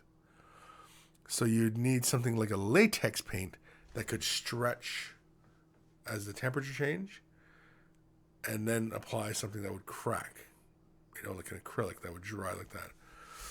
But otherwise, no, you're better off with just crackle medium and going for that crackled kind of lava type earth. Kind of like how GW does it.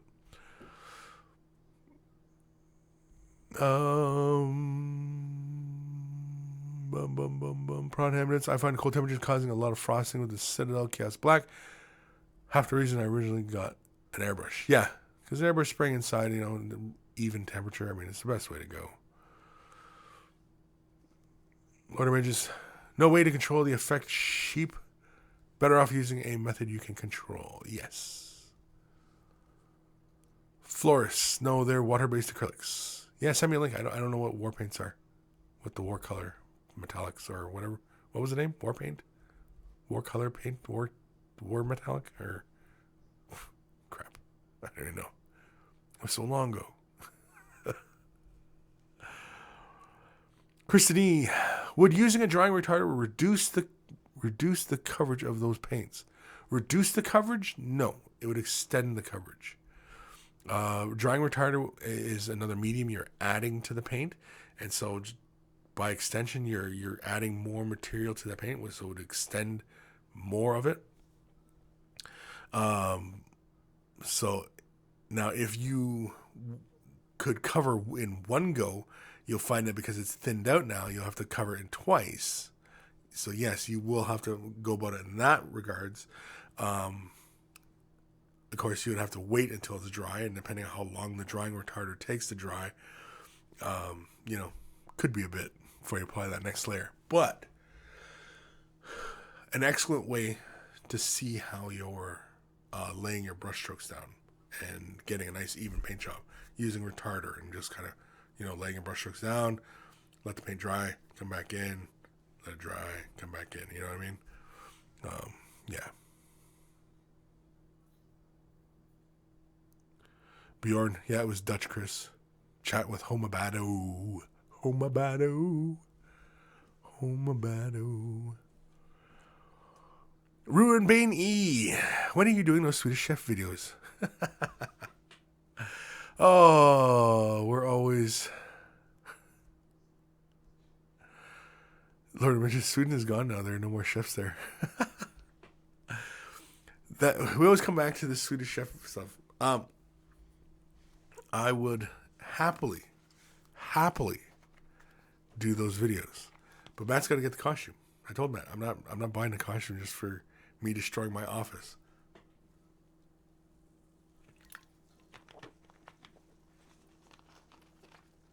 Not happening, man. Not happening. Oh, ginger ale, my favorite. Also, when you're feeling ill and you know need something to settle your tummy, ginger ale.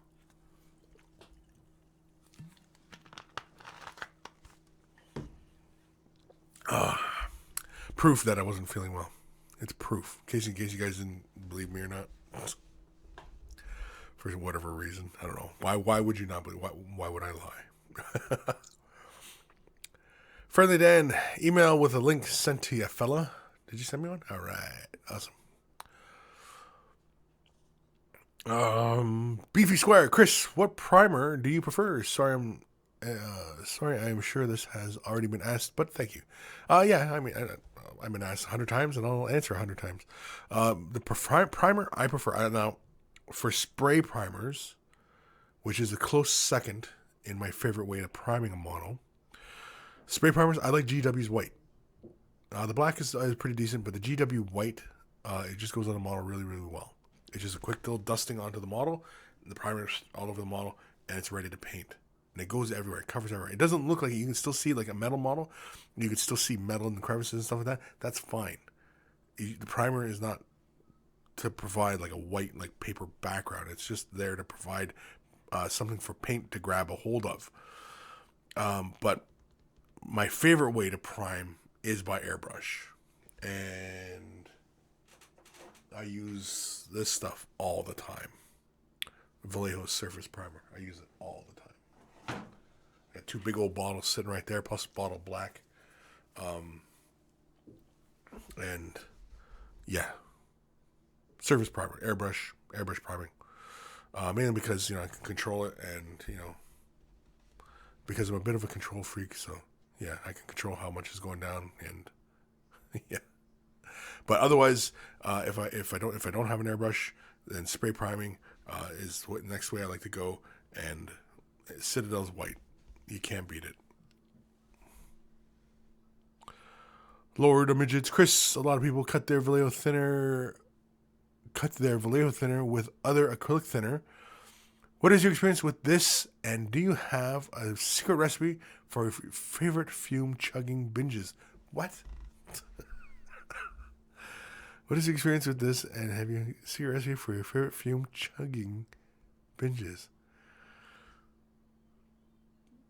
Well, for the Vallejo thinner, I don't use a lot of the Vallejo thinner. In fact, I'll show you what actually I use. I'm using a lot of this. I've been using Golden's airbrush thinner to thin my colors. It goes in kind of murky, but I've been using it with Minotaur. I've been using it with Scale 75. I've been using it with my golden colors, and this stuff it thins the paint really, really nicely. And when I'm thinning the paint down, it's only really because I'm going in really close. So I'm turning the PSI down. I want the pressure down a bit because I'm getting in close, and I don't want that splattering. I don't want that spittering, and I don't want to see a lot of little dots. Right? That's really when you're going to use the thinner. And so I use that stuff a lot of times. Now, mind you, there's not a whole lot of times that I'm doing that. Excuse me. As far as like Vallejo's acrylic, Vallejo's thinner. Well, I've used that, but I've often used that for thinning like the model paint. Of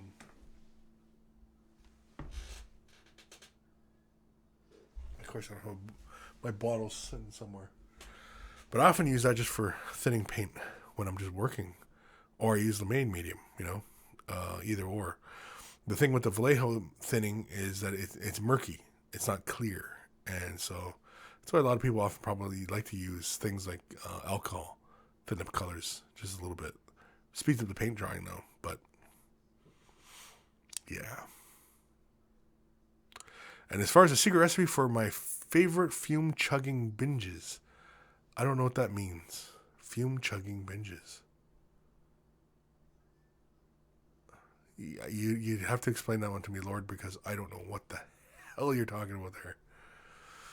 Home and Battle, we want them Swedish Chef videos. Remind Matt of the costume.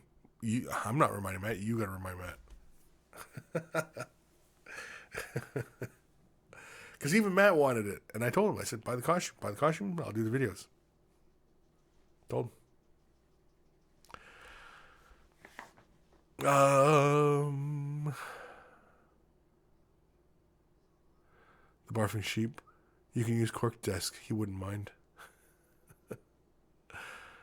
Sure. Greenleaf Terrain. I thin my airbrush paints with matte medium and distilled water mix. Yeah. 1 part matte, 4 parts water. Sure. Yeah, whatever gets the job done, you know. Oftentimes, like a lot of times, like when I'm thinning, I just use just a bit of thinner. That's it. Sometimes water, sometimes just a drop or two of water, but oftentimes I really don't find myself thinning that often. Maybe because I'm not doing a whole lot of no, because I do thin lines and stuff like that.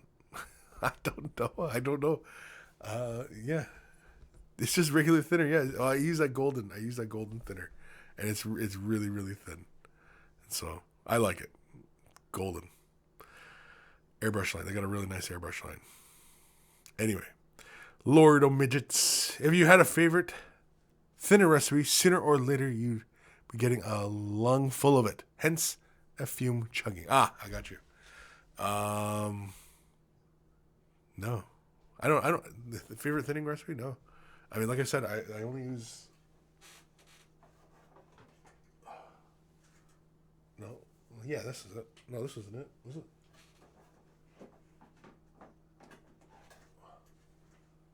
Yeah, because I got my fluid matte medium here, and then I've got my airbrush extender. Yeah, I like this stuff. This stuff's good. Airbrush transparent extender. Good stuff. And I like using the golden paints.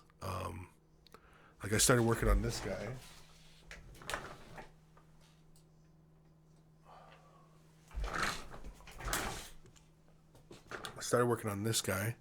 From Savage Forge Mini. He was kind enough to send me some models and stuff. And so I've been using, it's kind of hard to see him in that light, but anyway, you can see his pants there. And that's golden. And golden paints are just really, really thin, but they cover so well. They cover so well. So darn good.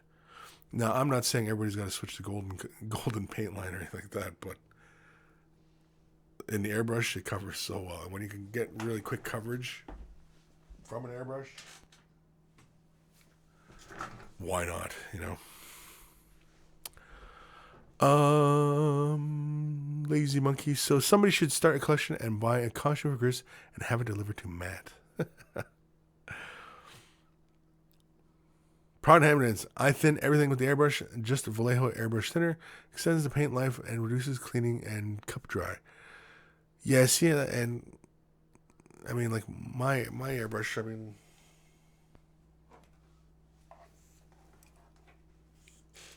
it's still a little bit of pressure in there. Yeah, I mean, like my cup's not dirty. I keep my cup pretty clean. And I use this a lot, you know. Now the tip is dirty. the tip is showing some usage, but otherwise, yeah. Well, the needle's even dirty. I gotta clean this thing.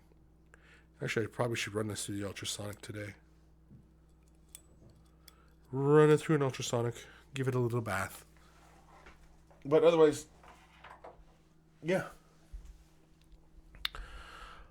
You know, just thin your colors. Yeah, I don't know. I don't know how people can let their airbrushes get really, really dirty. And I see some airbrushes, like I see people doing airbrush videos and stuff like that, and their airbrush is like atrocious looking. Like, holy man! Like, I don't know how people get any kind of work done like that. Like, just caked in paint, and it doesn't make a lot of sense to me. And so, I don't know how it happens, but it does. But anyway, baby wipes. Yeah, now see, yeah. Lord of Midgets says baby wipes are fantastic for cup cleaning. And I was thinking about picking up some baby wipes. Because there is... What's in baby wipes? There's something in baby wipes that it's a good degreasing. Anyway, I know there's something in baby wipes. I can't think of it now. Lazy monkey, the cup runneth over. Yes. Email time? Yeah, let's do an email time because I can't think of what's in baby wipes. What's in Baby Wipes, people? This is from... oh, crap. Oh, I think a fit's coming. Oh, my stomach. Okay, this is from Joshua. Kris, first off, huge fan. You have amazing content and even better tips for peeps who desire to elevate their painting game. I watch your show often, and although never been able to catch you live due to work, I feel the need to share a bit of info. You show passion in what you do, and that is key to success. I am not really looking for an endorsement, unless the work is really that badass, I would assume, B-A, badass. But more of some tips to elevate myself this year by December to become a commission painter for the hobby. I feel that this is a good way to give back to the community and share my passion as well. Thanks to you and some of the books and art classes I have taken, I have to develop my humble opinion a lot through the years. Thanks for what you do, and in the immortal words of Wayne and Garth, party on. Josh, P.S. Tell Matt and Dave that they rock. Tell Matt and Dave that rock will never die. And here are some pics. Use them if you want. Like, thanks. Also, sorry for the funky background and my hands. My photo box broke down and needs some replacing. Oh well. So, got 11 pictures here to go. Let's have a look at his models. I like it. A lot of character in there. I like the color scheme. Looks like just a straight up dark gray. The bronze and the gold. Is it bronze or the copper? Or is that rusty? No, it looks like bronze. Either way, very cool. Pretty clean. Even. Neat. Little spots of blue in there. I think something in the eyes could have been done as well. Like little lens colors or something like that. Interesting. Imperial Fist. Has this very kind of brownish, almost olive quality. I think be careful of how heavy you're laying the paint on. Or that maybe that's glue. Maybe that's when he's gluing it. And get that texturing in there. You know, when you use excessive amount of glue. Either way, be mindful of that. Very interesting. It almost looks like an airbrush. And then with a little edge highlighting. Almost has like a cartoony kind of feeling to it. Very cool. Interesting. Little spaz marine in there.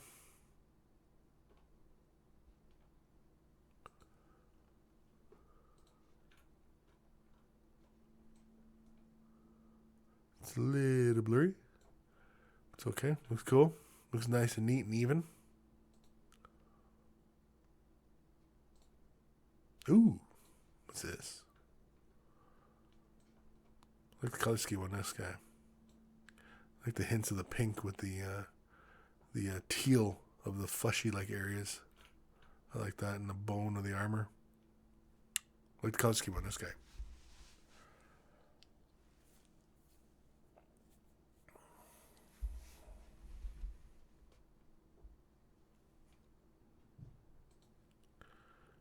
Let's have a look here. Yes, very cool. Yeah, I like the color scheme on this guy. It's very cool. I like color choices. The teal and the red and pinks. Who's this? Who is this?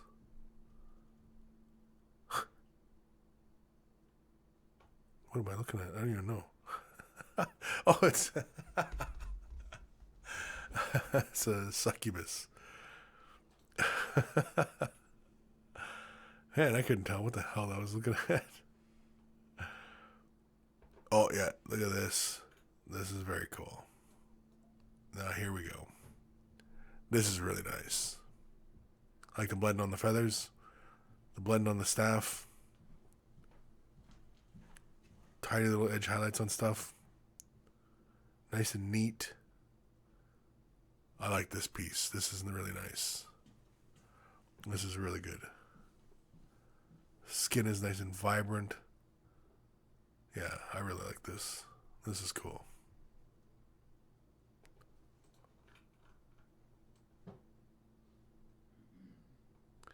I like me likey. Is that it? Oh, I think that was it. Little lizard dude was last? Yeah, lizard dude was last. Very good stuff, Josh. Awesome stuff.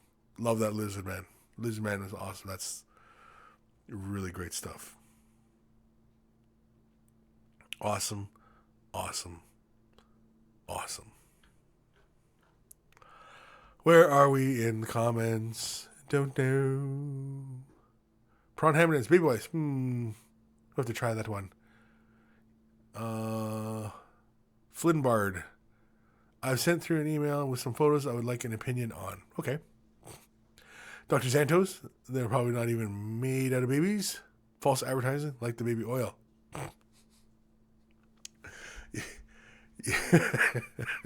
It's great, yeah, because like you get fish oil, right? Fish oil comes from fish.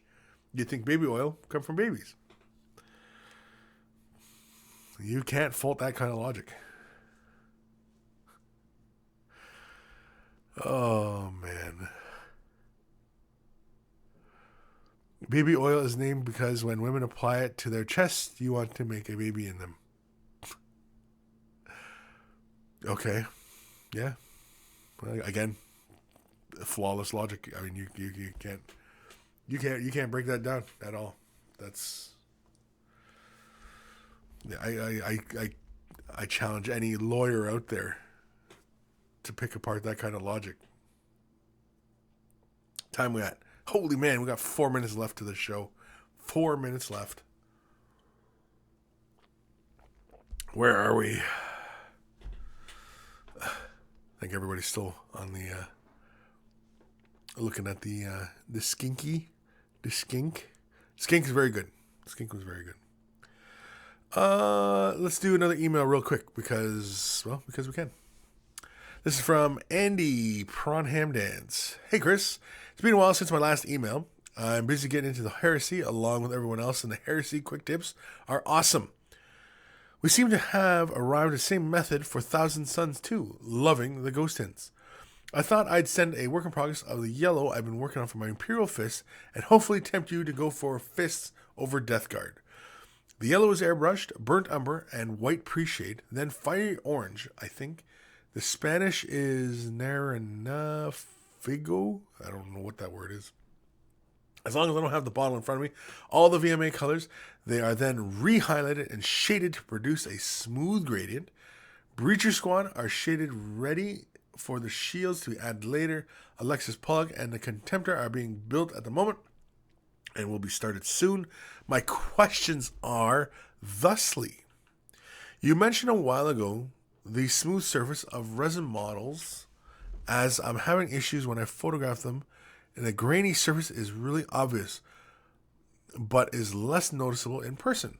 What wizardry do you use? 2, are the Winsor Newton Series 7 for watercolor the ones you use, or is it the acrylic set?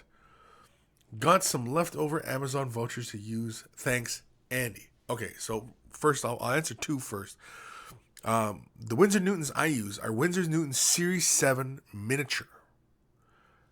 And they're for watercolor, of course, but they're miniature, and because they have a shorter bristle length. The regular Series 7s for watercolor that are really small, and they're really good brushes. Pick them up if you can. But they have a longer bristle length, which has many uses again. But again, for like doing eyeballs and really tight lines, the Winsor Newton miniature, because again, like I said, it's a shorter bristle length. For the first part of your question, a while ago about the smooth surface of resin models, as I'm having issue when I photograph them, and grainy surface is really obvious, but is less noticeable in person. Okay, so I'm wondering, are these going to show up in the pictures then? If they have a grainy kind of surface, if they have a grainy kind of surface, you might be over priming. If you find that's really where it is. It's right off of the hop. If it's grainy, the models have a grainy kind of surface, that's typically what it is. It's over priming. So his Imperial fists looking very yellow and very Imperial. That sounds really dumb. Looking Imperial fists, looking very Imperial. Duh. Very cool, Breacher Squad. Come on, I thought there was more. There's only 2 pictures? I thought there was more than that. No, that's it. Okay. I thought there was more. And so... yeah, you do have to be mindful of how much color you're laying down. Now, see, again, it's not entirely easy to see if... because here, like, it looks nice and smooth.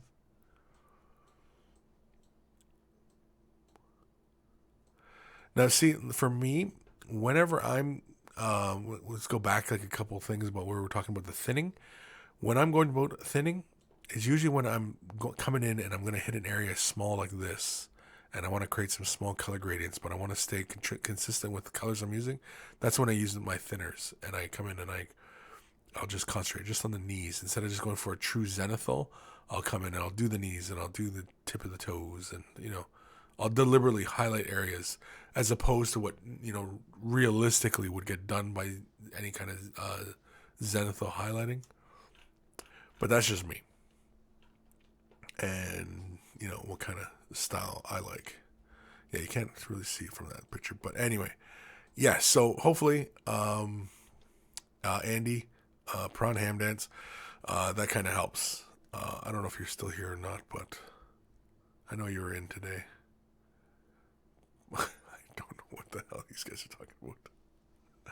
Anyway, but yeah, if most of the time, again, like I said, the resin surface sometimes can have the little pockmarks. And so if you're really a stickler for that kind of thing, you come in with some modeling putty. And Vallejo has a really great modeling putty. You could use something like Citadel's liquid green stuff to fill those little fine little gaps in, like the tiny little air bubbles, stuff like that.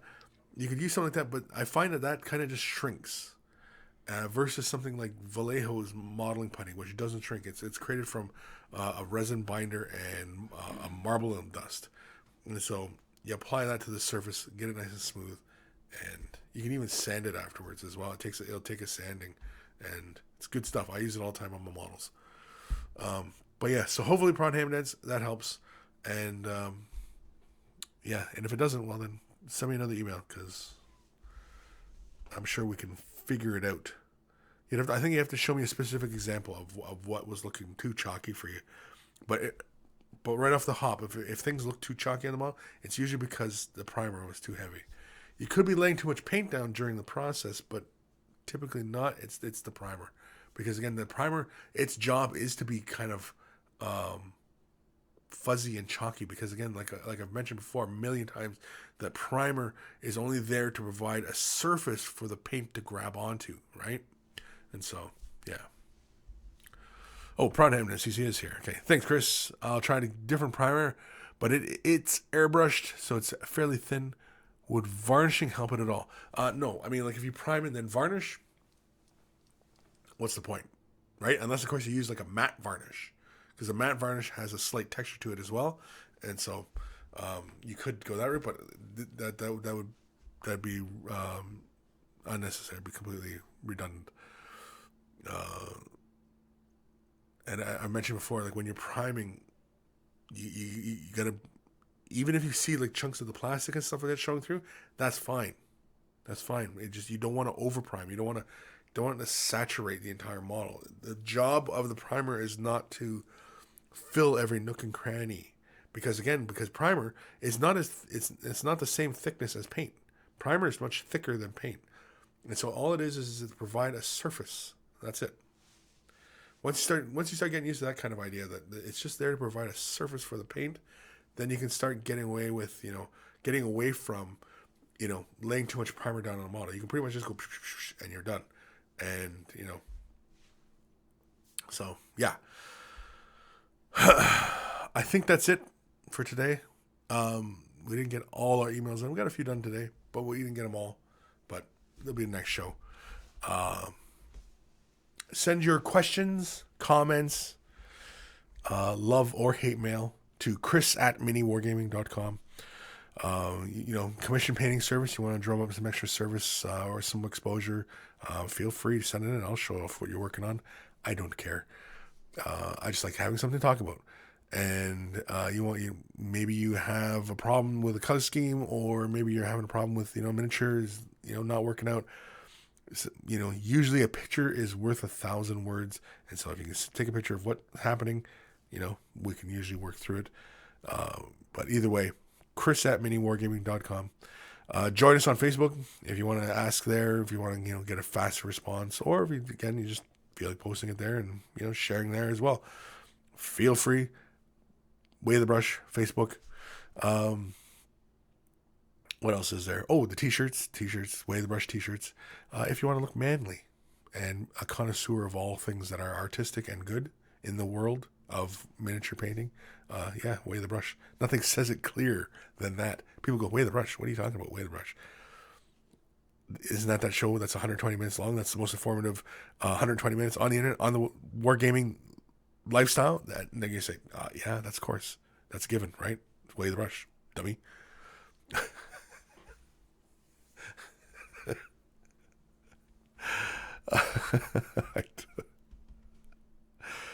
Oh, where are we in these comments? Yeah.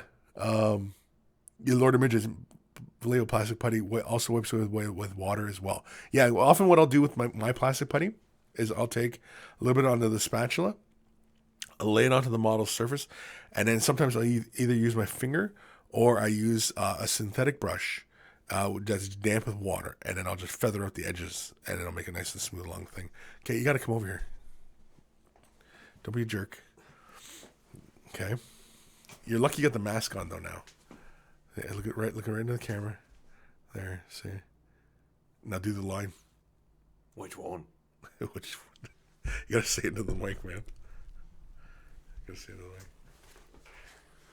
Oh, hi. Welcome to the Way of the Brush. I have no idea what I'm doing here.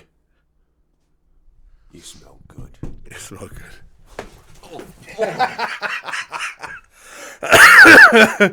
Take care of your brushes. They'll take care of you. And I'll see you guys next week in another exciting episode of, Way the Brush.